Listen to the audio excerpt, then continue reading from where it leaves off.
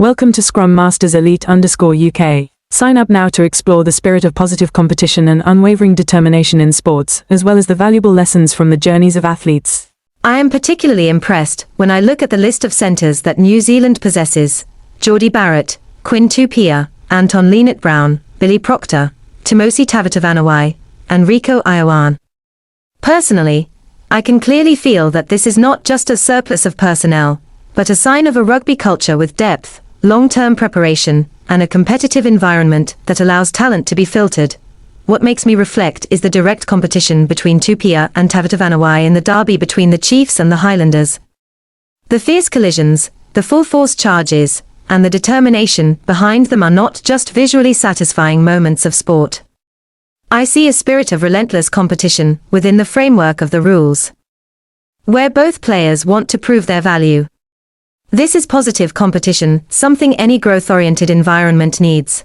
When former player Stephen Donald comments on Tupaea's power coming from his hips, or Tavatavanawai's ball control ability, I can feel the subtlety in the way he recognizes talent. Strength is not just about muscle, but about technique, physical foundation, and systematic training. A player may be able to collide powerfully, but to hit the mark as described, they need long-term development. I also think a lot about the journey of Leicester Fainga'anuku, someone who left New Zealand to play for RC Toulon in the top 14, only to return and play for the Crusaders. I see in him the image of someone who dares to step out of their comfort zone, accepts challenges in a new environment, and then brings that experience back to contribute to his homeland.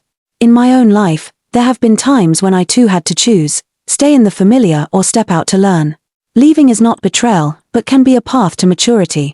On the other hand, players like Lienert-Brown and Ioane, who are temporarily playing overseas, for Kobelco Kobe Steelers or Leinster, also give me a different perspective. Modern rugby is no longer confined to national borders. The movement of players helps them broaden their horizons and access different playing styles. I realize that in the age of globalization, openness and learning from the international environment are key factors for sustainable development.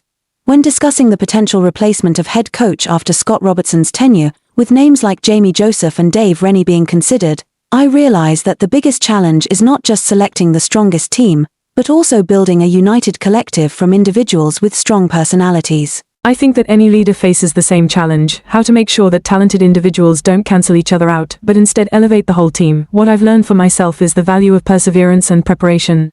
Tupaea has been praised for continuing his form from the previous year. That is not a coincidence. I understand that stability at the top comes from good habits repeated every day. In work and in life, I also need to maintain consistency and not let temporary successes pull me off course. From my perspective, what's important is to see this competition with a positive mindset. It shouldn't turn into negative comparisons or personal attacks. When two players clash fiercely on the field, they are both raising the standards of the competition. Fans can cheer their hearts out, but they also need to respect the efforts of everyone involved. I also realize a profound lesson about the good problem that Donald mentioned. When there are too many great players for one position, it becomes pressure. But positive pressure. I ask myself, in my own life, am I creating good problems?